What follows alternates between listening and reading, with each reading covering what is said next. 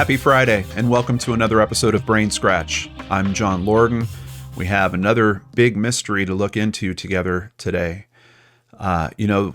This week we spoke about the discovery of remains. They're still being tested, but we're pretty certain that it's Brandon Lawson. And it kind of sent me down this path of thinking about how traumatic that was, especially for Jason. If you saw Wednesday's update, you saw the picture. But I was also thinking about, what about people that aren't expecting to find remains? I mean, we know that they were out there looking for Brandon. What about someone that's just spending time in a national park and they come across remains? What happens with those cases, especially if the remains are unidentified? Now, we've talked about a few unidentified cases here on the channel. It's not something we lean into a whole lot because typically there's not a lot of detail to go into.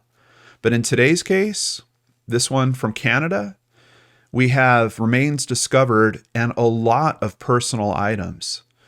And investigators and myself, I truly believe that it might be a link to those personal items that could help solve the mystery of who this person is and help notify their family as to what happened.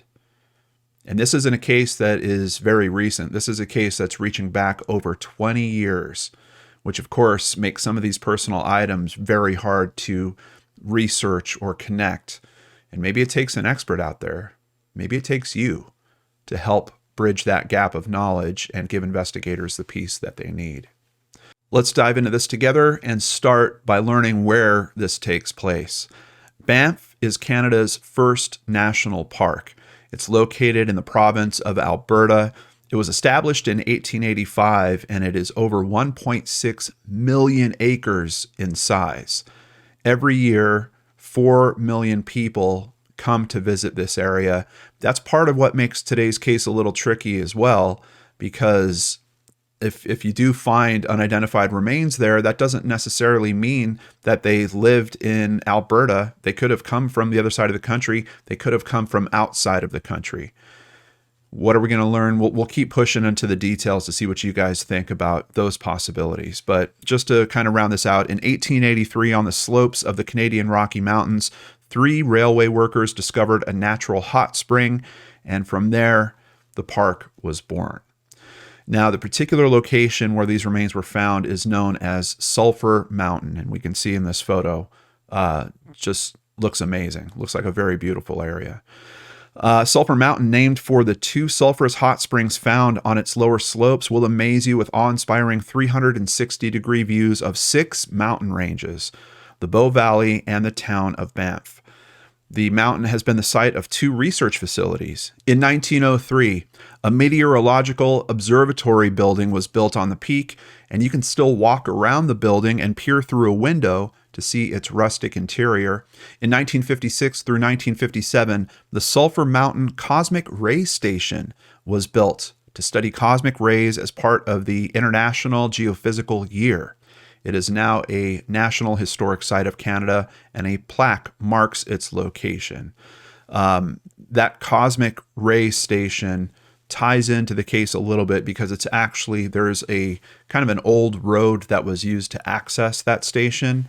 And I believe the person that found the remains was hiking either a trail that kind of winds around that road or maybe just a little bit off of that road when they made the discovery. Here at the RCMP, or the Royal Canadian Mounted Police website, we have kind of the basics of this case. Banff RCMP seek public's assistance in identifying historical human remains. And we can see this is posted just last month, January 25th, 2022. On July 11th, 1998, a local tour guide located human remains on the backside of Sulphur Mountain in Banff National Park via Cosmic Ray Road. That's the name of that road that would be used to get you up to that point. To date, despite the ongoing investigation spanning over 20 years, the remains have yet to be identified. The summary of the medical examiner forensic anthropologist reports indicates the deceased is an adult male, age range between 19 to 35. It's likely that he's closer to 25, standing at 5 feet 10 inches tall, or 177.8 centimeters, and they're noticing possibly a variation of 3.27 centimeters. He's Caucasian, and the time of death is greater than 2 years prior to 1998. So it's interesting that we have that much information that kind of gives us a start point, but how much greater can it be than 2 years? I'm really kind of curious why we don't have a range here. And in particular, with one of the items that's found, I think it would be fairly easy to ratchet down that range a little bit. So we'll see if we can come to understand that a little better as we look. But here is the Sulphur Mountain Cosmic Ray Station. We can see a picture of it here on the upper left. Just want to turn on the satellite view. You can see the mountain trail that kind of kicks up to it. And there is a road. I don't think it's the same as the trail. You can see the trail does all these switchbacks. But we can see there's actually roads in this area too that cut right through. But this is that location, not a whole lot around it. And I'm really interested in them saying that it's on the backside of the mountain. So I don't know. I mean, I guess I would assume maybe, I don't know, is it past the side that's with the trail? Is it past the side that is facing Banff? I'm not sure what exactly you would consider the backside, but that's how it's being reported. So that's just how I want to let you guys know about it. There were 2 composite sketches that were drawn. This one is from 2001, and this one is more recent. This one from 2018. A lot of questions being raised, and we'll actually hear from an expert that's wondering, why do these look so different? I think they're pretty considerably different as well. But let's get into more details over at globalnews.ca. A tour guide made the grisly discovery while on the backside of Sulphur Mountain, an area he was well acquainted with. Here's a quote from Corporal Natalie Rice with the Banff RCMP. The tour guide had done that route quite often, probably 3 or 4 times before discovering the bones. Rice said it was a human skull that was found. The bottom of the jaw was missing, but some top teeth were still present. I'm wondering if that might be part of why there's such a discrepancy in the shape of the face. I mean, if the bottom jaw is missing, it looks like this artist kind of went one way with what type of jaw he thought the skull would have. This one went another. It certainly does give it a very different look to the shape of the head. University of Alberta forensic anthropologist Pamela Main-Corrier worked on the case in 2015. She said, it's not unusual that the man or any of his potential family have yet to be identified. Quote, people lose track of people, and you don't realize you haven't seen them for 10 years. Then you see it on the news and you're going, oh gosh, I haven't seen him for ages. I know who that is. That's kind of how it helps to trigger somebody to think about those people that they haven't seen for a while in their lives. It is interesting to think if there is close family, and maybe there isn't, maybe there was some type of rift in the family that separated him. But, we're talking 20 years at this point. That's a lot of time for someone to not step up and kind of say, hey, where's my loved one? We haven't heard from this person in a while. Or have they? Is there a missing person report out there that just hasn't been connected? We're going to kind of touch on those aspects as well through the research today. But over at the CalgaryHerald.com, Banff RCMP looking to identify human remains found on Sulphur Mountain nearly 24 years ago. This really helps show it too, just seeing the 2 photos right next to each other. Just very, very big difference in these sketches. Another quote from Corporal Natalie Rice. She said, every lead has been exhausted in an investigation that spanned 2 decades. Some of the stuff that's found: keys to a 1970s or 80s Chrysler with a War Amps key tag. Now, I had to look this up, and I'm seeing different description for it. A TB Vets tag with the arms of BC, and a black leather wallet with the word Amity printed in gold letters were found with the man. And then in the wallet were 2 pictures. All right, we got a lot to unpack here. In most descriptions, I'm seeing that it seems like the tag that's found is actually one item. I'm wondering if people are confusing the terminology. War Amps is a charity for war amputees. And basically in Canada, they will send out a tag with a serialized number on it that you're supposed to put on your keys. That way, if you ever lose your keys, someone drops them in a mailbox, they get back to the War Amps organization and they send them back out to you. So you get your keys back. Now, TB vets, for veterans that suffered originally from tuberculosis, but now they've kind of changed their mission. It's people that have respiratory disorders of all kinds. But TB vets runs pretty much the same type of program. You can get a tag, keep it on your keys. If you lose them, you drop them in a box and they get back to you. This is one of the few articles where they're actually listing these as separate things. And I've kind of looked into the official posts as well. Like if we go back to the one that we started on here with the basics of the case, here we got the Chrysler key that's mentioned. We got TB vets tag with the arms of BC, British Columbia. Black leather wallet with the Amity written on it in gold letters, and then the pictures. So they're not mentioning two separate tags here. So I think this news source is just being confused, as confused as I was when I started looking into this, because I thought that there was actually two tags. I think what happened is probably people refer to them as War Amps key tags. Maybe those are more popular.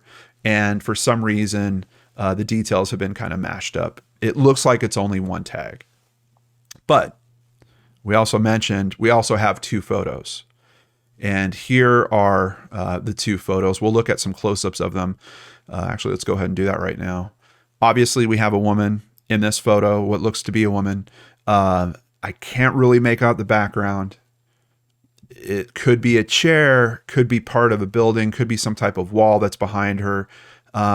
Also, I don't know if it's the deterioration, but I kind of get the feeling almost like it looks like there could be something on her head. For some reason, it looks like a tiara. I don't think it necessarily is. I think the photo has just kind of deteriorated in certain spots here. The second photo, kind of hard to make out, but I'm seeing what I presume to be possibly two females in this picture. I don't know. It looks to me like this could be a lady back here. This could be a lady, could also be a guy. I'm not sure. It's kind of interesting. Like if you do consider the pictures that we saw, I don't know if that picture might have influenced this first one, but man, those facial features, they certainly seem kind of similar to me. So and in this, if this is a woman, is this the same woman that's in this picture? It looks like a possibility to me, but these details are really, really tough to look at. Of course, I'm going to have links to all this stuff for you guys, so you can take a look at it for yourself as well. I'm assuming a lot of you are going to go through what I did as soon as I started looking into this case. My brain just started running and research started popping up on my screens. I had 100 windows open. It's just one of those types of cases. But yeah, I don't know. Tell me what you guys see in the comments down below on those photos. No vehicle was recovered and records weren't kept for the tags before 1997. I have a question about that that's kind of weird. When did they go looking for the information about the tags? Because if this body is discovered in 1998, like let's say that you lost your keys, right? Let's say that they got dropped on the ground somewhere and they sit there for a year or two before they get picked up. Are you telling me there's no mechanism for TB vets to be able to take that number, run it back and say, oh, look, this is a tag that's a couple years old. We need to, look at the older database, run this serial number, and oh, there's the address. Now we can send it back to the person. They have no mechanism outside of a few years. Find that tough to believe. I think at this point, looking from 2022 and trying to get back to records from before 1997, that certainly makes sense. So I'm kind of curious just about, I would hate to think that there was an investigative step like that missed, where you have something that could it might lead back to that person's home address, essentially. I would have to think that they reached out. Or is it maybe from TB vets angle? Is it maybe they've got some privacy concerns, they're not able to release that information?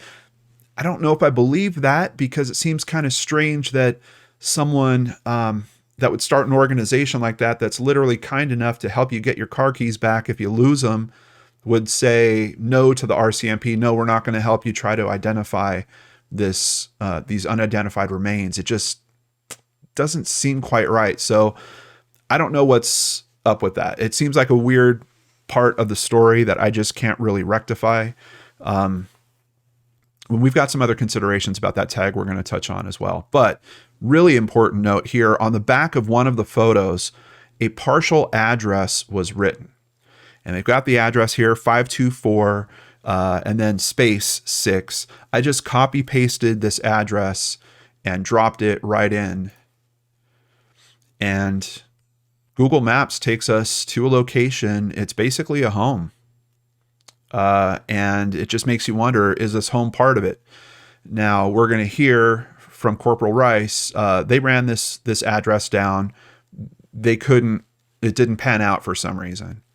It's another big question. How does this not pan out? Because if you're running this address back, I'm sure there's real estate records to show who owned it in 1998, 1997, 1996.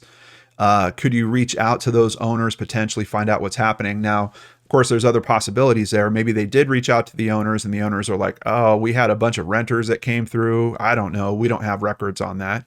Once again, in 2022, probably difficult to kind of chase that stuff down. But I'm thinking in 1998, especially if you had an address like that come up, didn't someone go and just like knock on the door? Now, admittedly, it could be 7 years after the fact, but still, 7 years after the fact, as opposed to 24 years, pretty big difference, I would think, investigatively. And I'm just kind of curious how you could have something like an address and that doesn't quite pan out as well.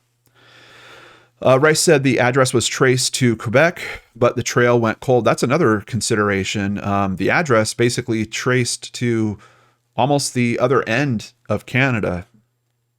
It's let's go ahead and bring up a map here. We've got kind of 3 addresses that really come into play.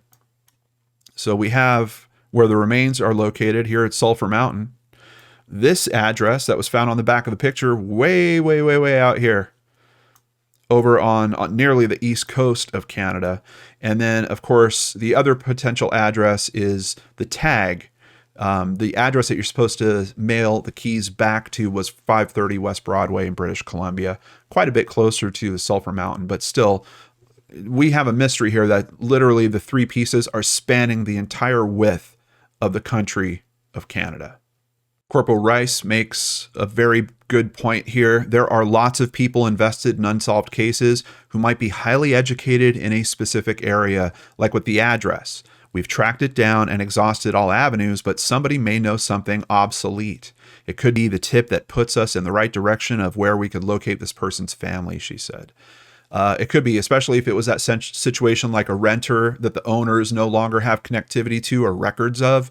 It could be that someone sees that address and they're like, I lived there in the early 90s. They could be the missing piece to this.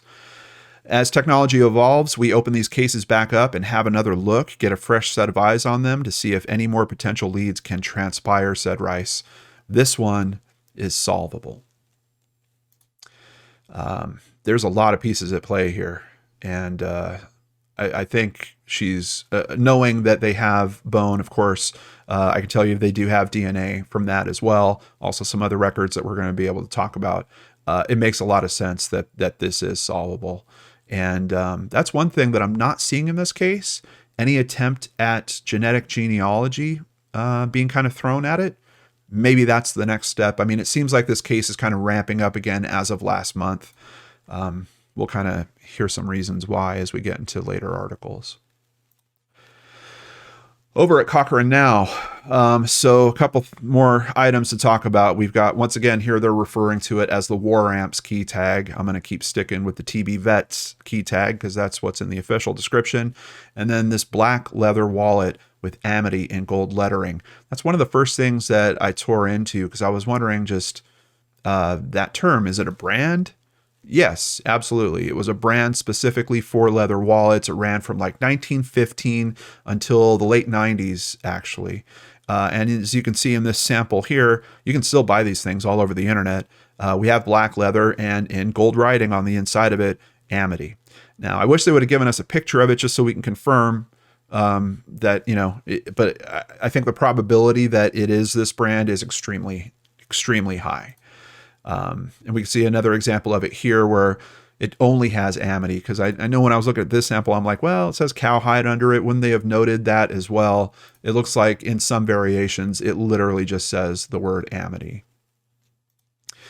And then the key tag. What are these other considerations with the key tag? Well, first of all, on one side of the key tag was a write-in section for the address to send it to. And we have it listed here: finder, deposit in mailbox, TB Vets, 530 West Broadway, Vancouver, British Columbia, and then the zip. So I've showed you on the map already. That's this other location that's out here. Only where you would have sent it back. That's not to necessarily say that, I don't know if they had maybe localized different addresses. Kind of strange to me that they would have it be on a piece of paper that you had to write the address on. So it seems to me they might have had kind of local addresses, maybe, I don't know, one in each province or something. I'm not sure how they would break it out. But if it was the same address for the whole country, why wouldn't they have just printed that on the tag? The other side of the tag has printing on it. So why wouldn't the address have just kind of been hard printed on that? I'm not 100% sure. Here is over at TB Vets. They're still running this program. tbvets.org. You can check it out. They're noting here over 500,000 keys that were lost have been found and returned. What's important to know about this is you actually get your tag updated once a year. And in case you didn't understand, there's a serialized number on the tag, so there's no personal identifying information. That's why it's that key step of getting it back to the organization. They're able to look up that serial number and say, oh, I need to send it to this specific address. But then I went looking for, hey, how about examples of what the actual other side of the tag looks like? It's interesting to me that maybe they're showing this as a handwriting example, but if we knew the other side of the tag, we could actually line it up. TB Vets has examples here of every tag that they've issued running all the way back. It looks like we just looped time here, 1948. So why aren't we seeing the other side of the tag? And why isn't the RCMP saying, okay, we've got a TB Vets tag we know was from 1992 or something like that, especially because most of these tags, you can see they actually have the year stamped right on the front of it. You've got this kind of serial number. That's the coat of arms that they mentioned for British Columbia. It's just the center section of the coat of arms. And then they have the year. Now, I have gone through enough of these to see it seems like not all of them have the year. I did find some random kind of spotty examples. Although I don't know if the 90s, it looks like it's pretty solid. Here, 1987.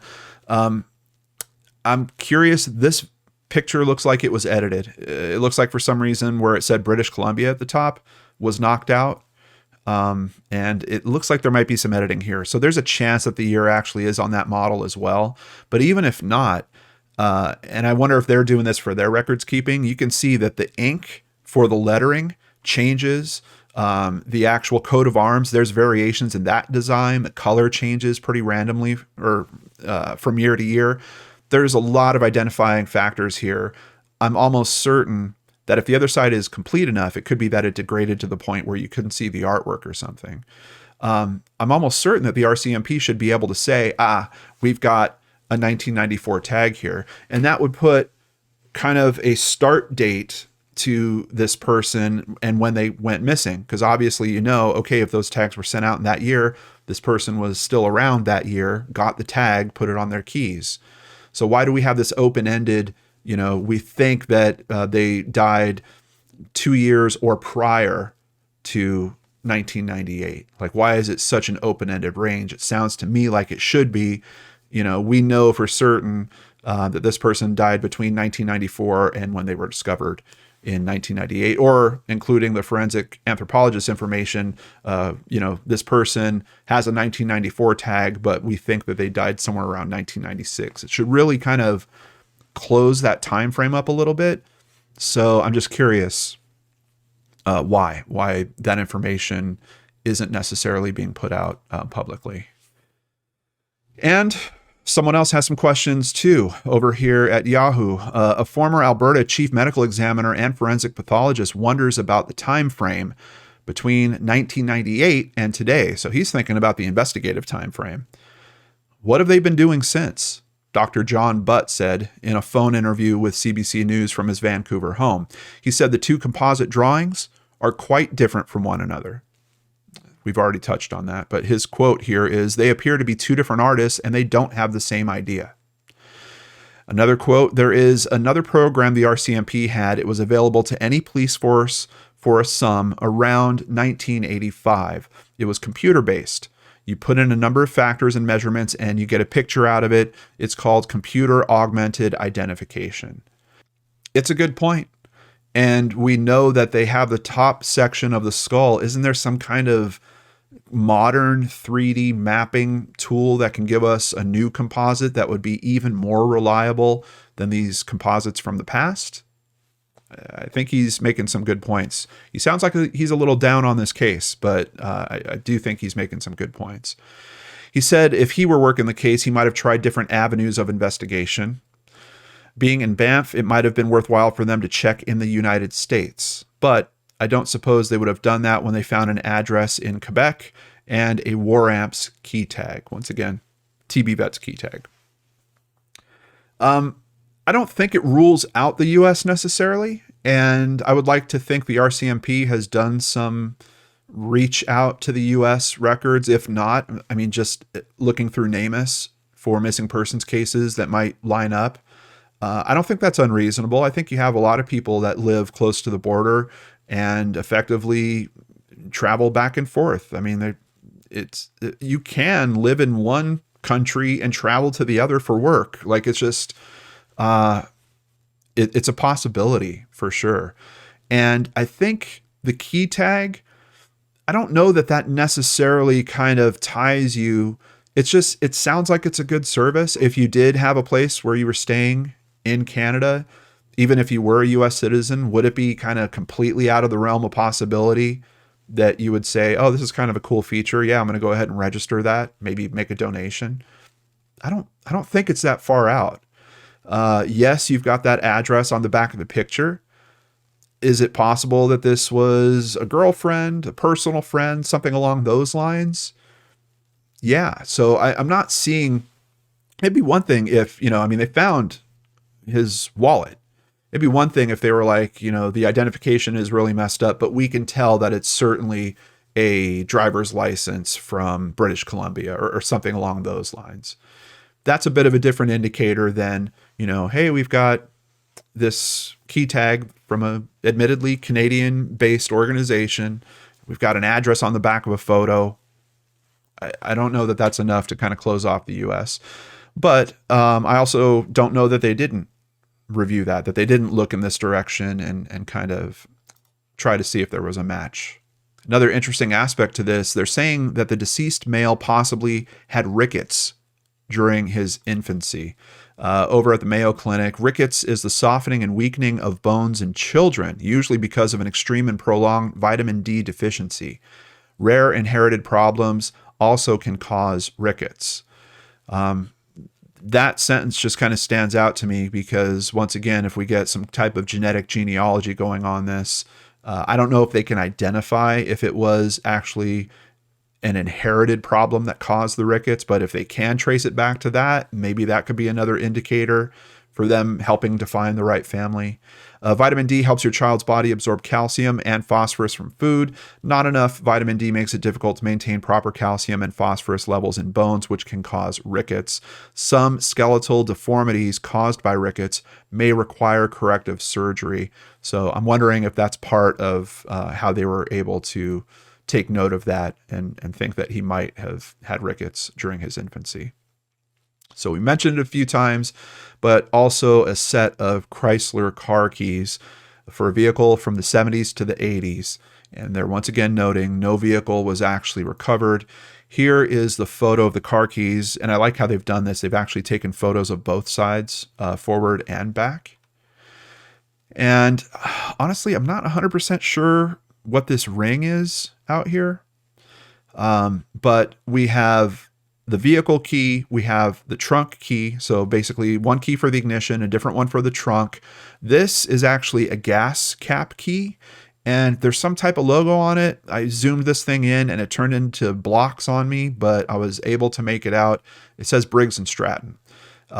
So first thing, on the Chrysler keys, I did find a match for those in terms of key blanks. You could still buy them on Amazon. They're saying that this fits most models from 1968 to 1985. So certainly a wide range, but you can see it's pretty much a perfect match for the type of key. As for that gas cap key, also found an example of that. Here we can actually see the logo cleaned up, Briggs and Stratton, and gas on the other side.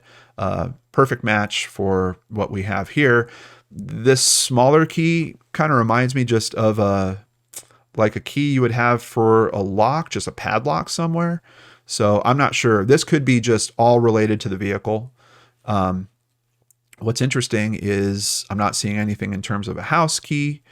All we have is this one additional key, and it's too small. I mean, at most it's going to be a padlock. This is some type of smaller lock. Now back at the RCMP, I did find this listing, and it's a little different, and I don't know why. It does have this big disclaimer at the bottom: to verify current information, to actually visit the profile at canadasmissing.ca. The only thing that's majorly different here, first of all, they say that they do find dental work that's present in the skull. We know they didn't find the jaw, including multiple fillings. So potentially there could be dental records that match up to that. Of course, we're talking over 20 years down the road. Are those records still around? Are they still available? How do you know which dentist to look for to try to get to those records? I don't know that that's super strong at this point. And, you know, if you've got DNA at this point, I'm really thinking that that's the stronger move for trying to get this thing going forward. And here, and this might be, I don't know if this was kind of created before the analysis, the forensic anthropologist, but this is saying that the post-mortem interval is estimated to be between 6 months and 5 years.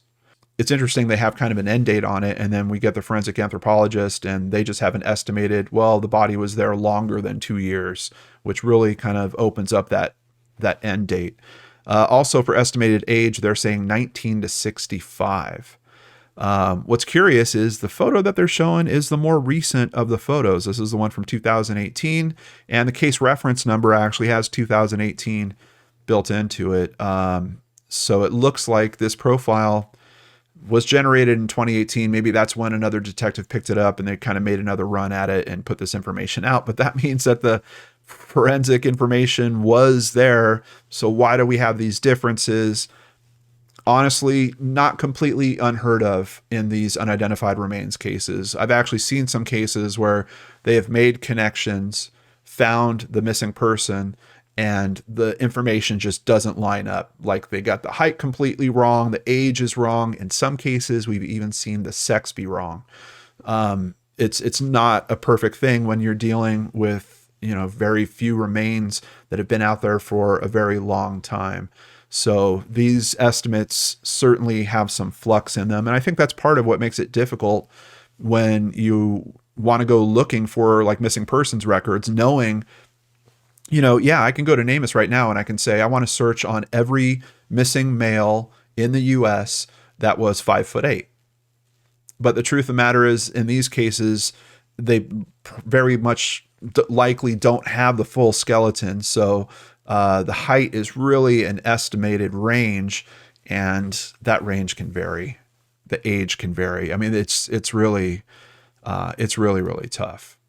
But of course, they don't have NamUs in Canada. What do they have up there? They have canadasmissing.ca. The National Centre for Missing Persons and Unidentified Remains of the Royal Canadian Mounted Police is Canada's national centre that assists law enforcement, medical examiners, and chief coroners with missing persons and unidentified remains investigations across the country. Big difference here between this system and NamUs. This website features profiles of missing persons and unidentified remains that have been published at the request of the primary investigator from either police, coroner, or medical examiner agency. The lead investigator determines when and whether to publish a case. So this is not a complete record. I don't know if there's another system, some type of proprietary internal law enforcement system that they can check against this. This is effectively only cases where the lead investigator says, yes, hit the button. We want to make that information public and put it out there. Why you don't do that, I would say in 99.9% of missing persons cases, and maybe they do. I don't know. I don't have numbers here to say how many they actually do release through this system. I don't know. And I think that's part of the benefit of having a system like we have here with NamUs, where it's law enforcement is encouraged to use it. In some states, we have laws that's actually helping to force them to use it. But ultimately, any member of the public can go to NamUs and enter a record for themselves. So it's a bit more of a open source type of platform where you've got all these different people that are able to feed it and everybody pretty much able to access it. Admittedly, NamUs does also have kind of checks and balances built into it. I know I've personally entered cases in NamUs and they have not been set public because the investigation asked for that to not happen. So we do have a similar thing that happens with NamUs in some cases, but in my experience, that has been extremely rare. And in most cases, very easy to understand, such as I entered someone that was a missing person, and then a month or two later, there was homicide charges filed or the body was located. So when I saw the details of this case and found this database, my mind just went right to, hey, let's search. And just to give you guys a bit of an example about how I would go about something like this, we're looking for a missing adult. We're not looking for the identified remains because we already have that information. I'm not even going to try to estimate the age, especially with that listing we saw from 2018 that has it so wide. Year of birth, forget it. City, no. Province or territory, I would leave it wide open. We know where he's found, but it is a tourist area. It's a place where people come from all over the world likely to see that area. So province or territory, can't drill it down to there. Agency, case reference, can't use any of that. Start date and end date. Okay, the end date, we know the date of discovery, right? So we're looking at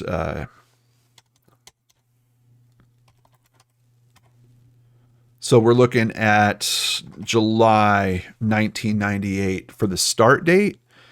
That's part of where knowing that tag would really, really be helpful. Because if we knew that it was only 5 years prior or something like that, just as an example, I'm going to go ahead and hit 5 years prior on it. And I'll actually run it back to January for that. Gender, I have mentioned, we have seen them get this wrong before, but we're going to go ahead with male. I just want to see what type of sample set, how big it's going to be. Bio group, they are saying that it is a white Caucasian. We don't know eye color, don't know hair color. They do have height ranges here, and their ranges, I like how they've done this, is actually kind of wide. So if they think that he's possibly between 5'8" to 6 feet tall, we can kind of go for that. We can even open it up. Let's go from 5'6" to 6'6". Nothing for weight, nothing for build, nothing for complexion, really nothing for distinguishing features. And how many records is that? We're looking at 95 records that would come back on that type of search. Now, I'm certain they've done this. So I don't know that going through record by record, although it didn't stop me from doing it. I did go through a bunch of these records because I'm just curious. Some of them just kind of jump out in terms of facial features or something like look at this guy here. There's a possibility there. But typically you'll get in here, you'll kind of read what was going on with that particular case. And it's like, oh, okay, that's really not a good fit. Or you'll see, the person went missing when they, fell off a boat. They were in a water source or something like that. So not always solid matches in terms of the details. But if you guys want to go at it, these links are down there. And who knows? Who knows? I mean, that's kind of what NamUs is there for. Yes, there are automated checks that are happening on DNA information that goes in the background, but we have seen where records do get lined up by citizen sleuths here. Here's another one that grabbed me just because of the structure of his face. And then we also have mention of a car that's not found. Unfortunately, it's a 93 Pontiac. Missing since 95. There, a couple pieces that could have come into play there, but not the right car type. So trust me, I could drive myself nuts for the rest of today, tomorrow, and the day after that, going through all those profiles, just looking for some piece of linkable information. But do we need to do that? Corporal Rice says not necessarily. What else do we learn here from KelownaDailyCourier.ca? RCMP say DNA from the remains has been uploaded into the National Data Bank. Potential missing persons files have been cross-referenced and ruled out by either DNA or dental records. That's interesting. So dental records actually can be helpful if you have the missing persons record to line it up to.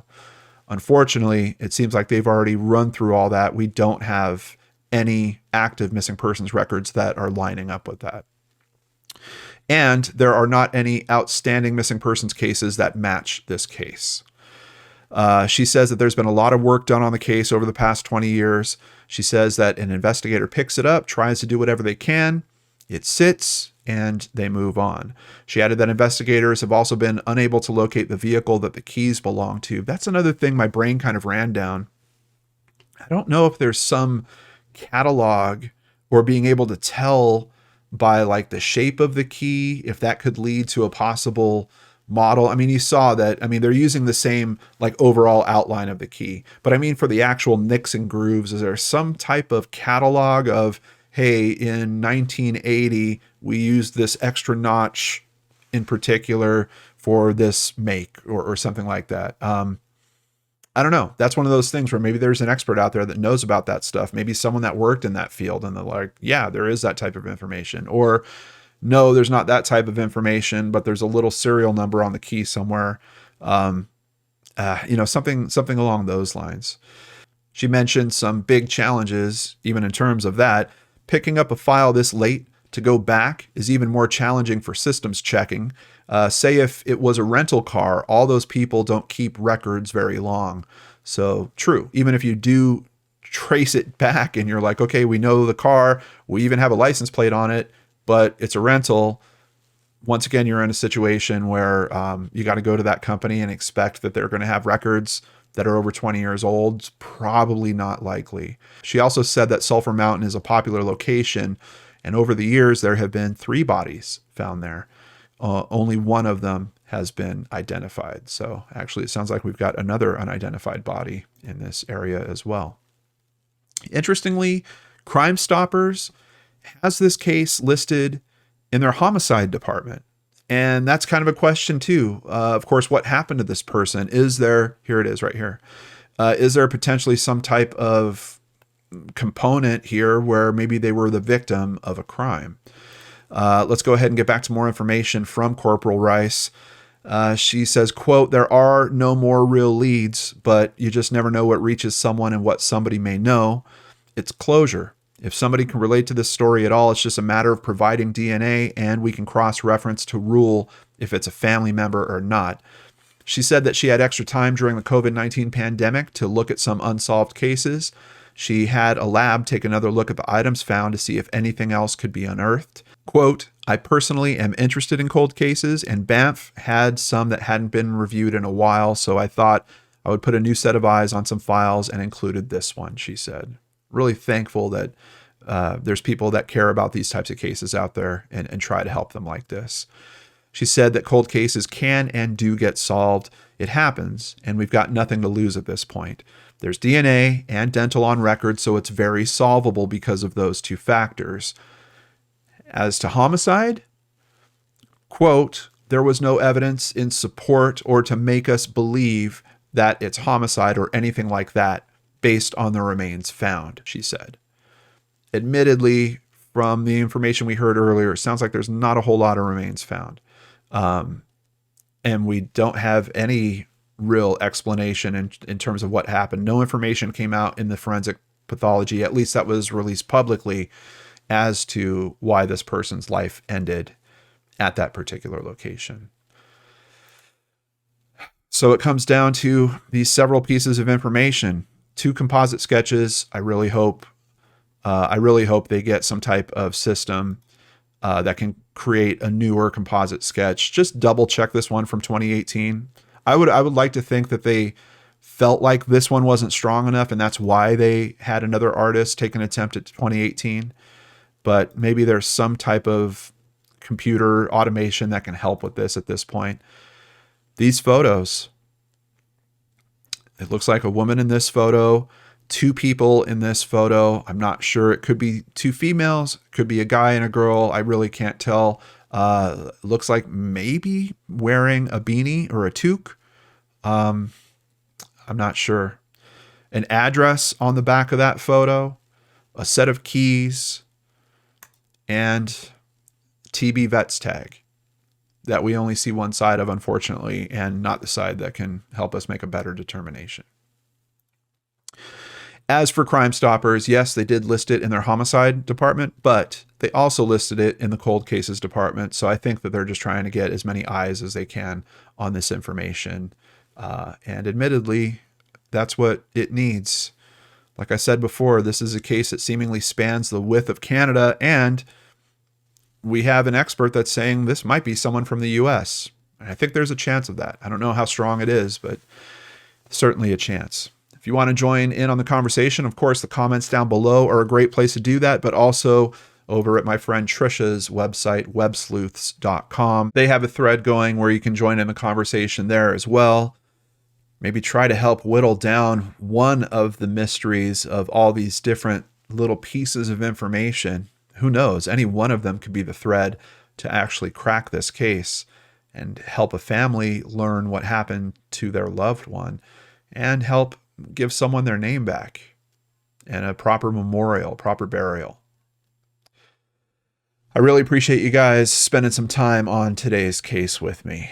Also, a big thank you to all of my patrons. You know that we always present these shows with limited commercial interruptions.